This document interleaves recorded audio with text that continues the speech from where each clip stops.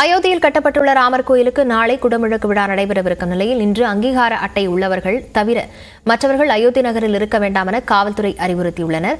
இது தொடர்பான விவரங்களுடன் களத்திலிருந்து நமது செய்தியாளர் சுசித்ரா இணைந்திருக்கிறார். சுசித்ரா, என்னென்ன அறிவுறுத்தல்கள் வழங்கப்பட்டிருக்கிறது? பாதுகாப்புக்கு என்னென்ன முன்னேற்பாடுகள் செய்யப்பட்டிருக்கு?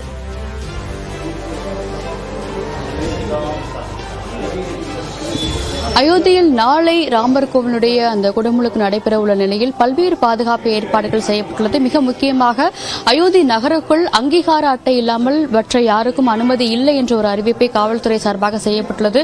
அதனை ஏற்று அவர்களுடைய அறிவுறுத்தலை ஏற்று பொதுமக்கள் நடந்து கொள்ள வேண்டும் எனவும் மற்ற அனைவருக்குமே வழங்கப்பட்டுள்ள அங்கீகார அட்டைகளின் அடிப்படையில் தான் வாகனங்கள் செல்வதற்கும் பொதுமக்கள் செல்வதற்குமான அனுமதி என்பது வழங்கப்படும் என்ற ஒரு அறிவிப்பையும் உத்தரப்பிரதேச மாநில காவல்துறை அதிகாரப்பூர்வமாக அறிவித்திருக்கிறது. 3 கட்ட பாதுகாப்பு என்பது அயோத்தி நகரம் முழுவதுமே போடப்பட்டுள்ளது. சரையு நதி மட்டுமல்லாமல் நகருக்குள்ளும் பல்வேறு பகுதிகளிலும் சிசிடிவி கேமராக்கள் மூலமாக கண்காணிக்கப்பட்டு வருவதையும் நம்மால் பார்க்க முடியும். தற்பொழுது நாம் நின்று கொண்டிருக்கும் இடம் என்பது சுமார் 150 ஆண்டுகள் பழமையான அயோத்தியில் அமைந்திருக்கும் நாட்டுக்கோட்டை செட்டியார் சத்திரமாகும். மிக முக்கியமாக இந்த பகுதியில் தமிழ்நாட்டிலிருந்து வரும் யாத்ரீகர்கள் பலரும் தங்கி இங்கிருக்கும் ராமரை தரிசித்து பின்னர் ஊருக்கு திரும்புவது வழக்கமாக கொண்டிருக்கிறது. பல நூறு யாத்ரீகர்கள் தமிழ்நாட்டிலிருந்தும் ஒவ்வொரு நாளும் அயோத்திக்கு வந்த வண்ணம் இருக்கிறார்கள். இங்கு நிர்வகிக்கும் லட்சுமணன் அவர்கள் தற்போது நம்மளோடு இணைந்திருக்கிறார். தற்போது அவரிடம் கேட்கலாம், சார், எவ்வளவு வருஷமா இங்க இந்த மடம் செயல்பட்டு வருது? ராமர் கோயிலுடைய சிறப்பு நாளை நடைபெற உள்ள நிலையில் அது எவ்வளவு முக்கியத்துவம் வாய்ந்ததா நீங்க பாக்குறீங்க இந்த சமயத்துல? கிட்டத்தட்ட ஒரு 500 வருஷத்துக்கு அப்புறமா இந்த இது நடக்கிறது எல்லா மக்களுமே, நம்ம தமிழ்நாட்டிலேருந்து வரவங்க மட்டும் இல்லை, எல்லா மக்களுக்குமே அது ஒரு ஹாப்பியான விஷயமா தான் இருக்குது. லோக்கலில் அவங்க கொண்டாடுறாங்க அந்த நிகழ்ச்சியை. இது பார்த்தீங்கன்னா தமிழ்நாடு மட்டும் இல்லாமல் கேரளா, ஆந்திரா, கர்நாடகா எல்லாத்துலேருந்துமே வர்றாங்க. நம்மளோட இது இப்போ பார்த்தீங்கன்னா இங்கே எந்த ரோடெல்லாம் முதல்ல இல்லை. இப்போ அவ்வளோ அகலப்படுத்தி ரோடெல்லாம் அவ்வளோ பாதுகாப்பு, 10 அடிக்கு ஒரு பாதுகாப்பு கொடுக்குறாங்க. ப்ளஸ் விளக்கெல்லாம், அலங்கார விளக்கெல்லாம் வச்சுட்டு அவ்வளோ கோலாகலமாக இருக்குது. அவ்வளோ கொண்டாடிக்கிட்டு இருக்காங்க இந்த இதை. இப்போ இங்கே தமிழ்நாட்டிலேருந்து வர்ற மக்களுக்கு தங்குறதுக்கு இடம், சவுத் இந்தியன் ஃபுட்டு அதெல்லாம் நம்ம ப்ரொவைட் பண்ணிகிட்டு இருக்கிறோம். இங்கே நல்லா இருக்குது, இந்த ஃபங்க்ஷன் நல்லா இருக்குது. இந்த மடத்திற்கு தற்பொழுது இங்கே அமைக்கப்பட்டிருக்கும் அந்த பிரதிஷ்டை செய்யப்பட்டிருக்கும் இந்த ராமர் கோயிலை காண்பதற்காக பாஜகவுடைய முன்னாள் எம்பி தருண் விஜய் அவர்கள் நம்மோடு இருந்திருக்கிறார்கள். சார், எவ்வளவு முக்கியத்துவம் வாய்ந்தது? Have important on this days? This is the greatest moment in my life when I am in Ayodhya to see the Pran Pratishtha and receive the special invitation to attend the Pran Pratishtha. And in it, the added bliss and blessing of the God and Tamil Anna is that I am here in Nattukottai temple. Jai Shri Ram temple. This Raghuvira temple is the one of the shining jewels in Ayodhya, and I'm sure that the people will visit more and more this temple. Without the help from the south bhaktas and devotees, Rama could not have achieved victory over the evil empire of Ravana.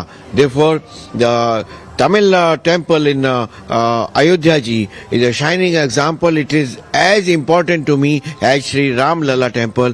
It is one of the oldest temples, 140 years old in Ayodhya ji. Therefore, every visitor to Ayodhya must visit this temple and offer puja at the lotus feet of Sri Raghuvira. What kind of events will be held tomorrow at the temple?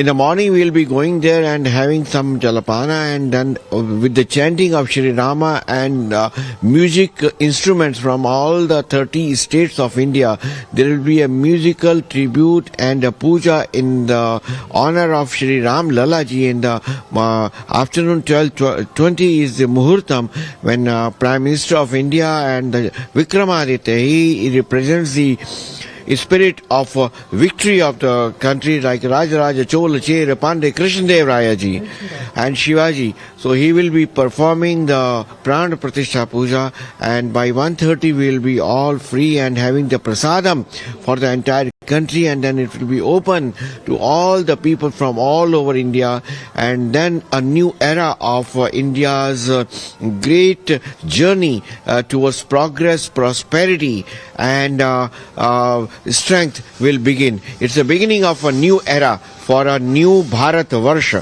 It's a beginning of a new people's dream are being realized, and I'm sure that Thiruvalluvar would be happiest tomorrow. Thank you, sir. பல்வேறு ஏற்பாடுகள் இவை மட்டுமல்ல, நாளை நடைபெறவுள்ள நாளை காலை முதலேயே பல்வேறு பாதுகாப்பு ஏற்பாடுகள் காரணமாக யாருக்கும் அனுமதிக்கப்பட்ட பாதுகாவலர்கள் மற்றும் அரசாங்க அதிகாரிகள் தவிர யாருக்கும் நாளை காலை முதலும் அயோத்தி நகருக்குள் அனுமதி என்பது கிடையாது. தற்பொழுது தருண் விஜய் உள்ளிட்ட பல்வேறு முக்கிய பிரபலங்களும் இந்த பகுதிக்கு வர தொடங்கியிருக்கிறார்கள். பல்வேறு ஆதீனங்கள் தமிழகத்திலிருந்து சுமார் 5 முதல் 8 வரையிலான ஆதீனங்களை சார்ந்த சுவாமிமார்களும் அவர்கள் மட்டுமல்லாமல் நடிகர்கள் மற்றும் திரைப்பிரபலங்கள் உள்ளிட்ட பல்வேறு பிரபலங்கள் வர இருக்கிறார்கள். ரஜினிகாந்த் ஏற்கனவே தமிழகத்திலிருந்து கிளம்பி இன்று இரவு லக்னோ வந்தடையுள்ளது குறிப்பிடத்தக்கது. நாளை காலை லக்னோவிலிருந்து நேரடியாக இங்கு அயோத்தியாவிற்கு கார் மூலமாக அவர் வரவுள்ளார் என்ற ஒரு தகவலையும் அதிகாரப்பூர்வமாக உத்தரப்பிரதேச மாநில காவல்துறை அதிகாரிகள் உறுதிப்படுத்தியிருக்கிறார்கள். விவரங்களுக்கு நன்றி சுசித்ரா.